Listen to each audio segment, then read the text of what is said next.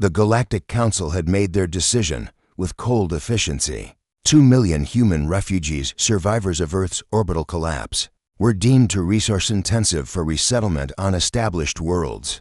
The solution: dump them on Mars with minimal supplies and leave them to their fate. Lisa Chen stood at the viewport of the last evacuation ship, watching the red planet grow larger. As the elected coordinator of Sector 7, she carried the weight of 150,000 souls in her assigned zone alone. Her tablet displayed the grim inventory: 3 weeks of food rations, basic shelter domes, and water extraction equipment designed for a population 1/10 their size. "They expect us to fail," said Vindis Karn, the chief engineer leaning against the wall beside her. His voice carried the gravelly tone of someone who'd spent years in zero-gravity construction. "The Council's betting pool gives us 48 hours before complete societal breakdown. Then we'll prove them wrong," Lisa replied, her dark eyes reflecting Mars's rust-colored surface. "We didn't survive the fall just to die on someone's dumping ground." Day 1, the landing ships descended in a coordinated ballet across Amazonas Planitia, the flattest region available. Within 6 hours, 2 million refugees stood on Martian soil, staring at prefabricated domes and supplies that wouldn't last the month. Lisa called the first General Assembly using every available communication channel. Holographic screens materialized across the settlement zones, showing her face to hundreds of thousands simultaneously. "We have engineers, doctors, artists, teachers, and dreamers," she announced. "The Council sees refugees. I see the greatest concentration of human potential ever assembled. We have 25 days to prove what humanity can do when we work as one."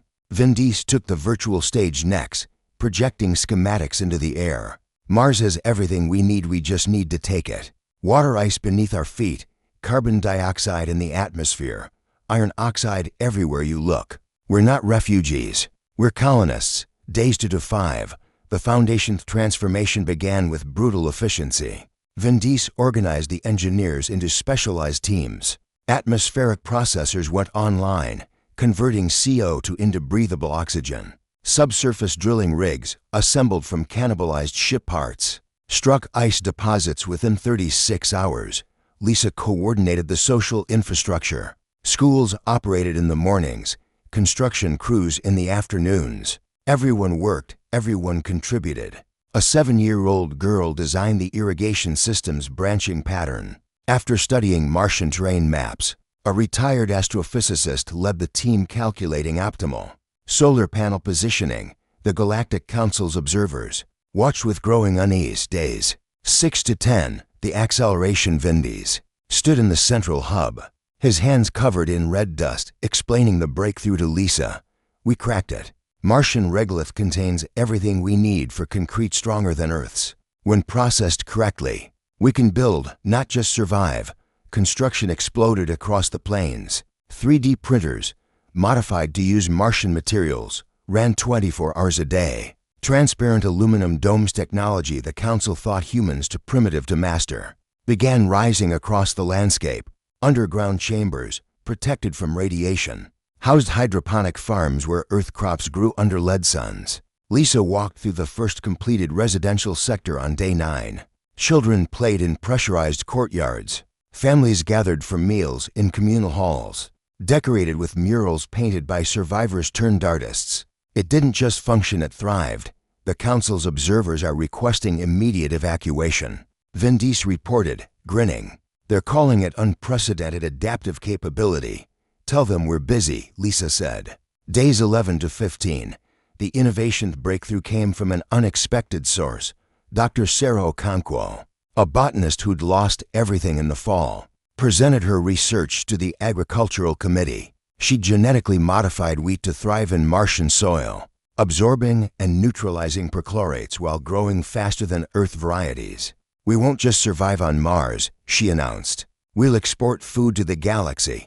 Vindis's teams pushed further. Magnetic generators, powered by Martian core dynamics, provided unlimited energy. Rail systems connected the growing settlement zones. What the Council had intended as a graveyard became a construction site for humanity's greatest achievement. Days 16 to 20, the Transformationalies stood atop the central spira, structure Vin Diesel's teams had erected.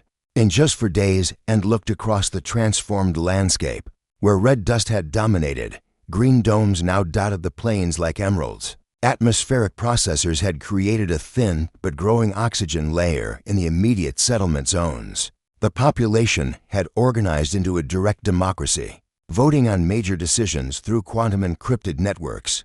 Crime was virtually non-existent. Everyone understood their survival depended on cooperation. Vin Diesel joined her, carrying the bulbs of synthesized coffee. "The council's demanding to know our secret," he said. "They can't believe we've done this without advanced alien technology." Lisa laughed. "The secret? We had no choice but to succeed, so we did. Necessity didn't just mother invention, it birthed a revolution." Days 21 to 25, Paradision Day 25. Lisa and Vin Diesel stood before the Galactic Council's holographic representatives. Behind them, live feeds showed a thriving Martian civilization. Parks with real trees, schools teaching the next generation, laboratories pushing the boundaries of science, markets filled with goods produced from Martian resources. "You abandoned 2 million refugees," Lisa said, her voice steady. "We're returning your call. As 2 million citizens of Mars, humanity's first interplanetary civilization. We're not requesting aid. We're offering it."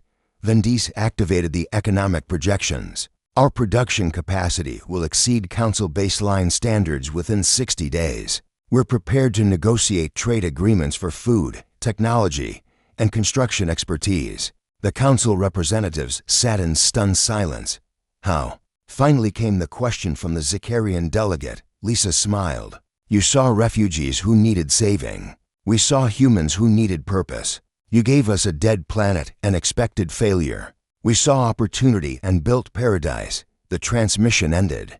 Lisa and Vin Diesel looked out across New Amazonas, where 2 million people had proven that humanity's greatest strength wasn't technology or resources, it was the refusal to accept defeat. 25 days. That's all it took.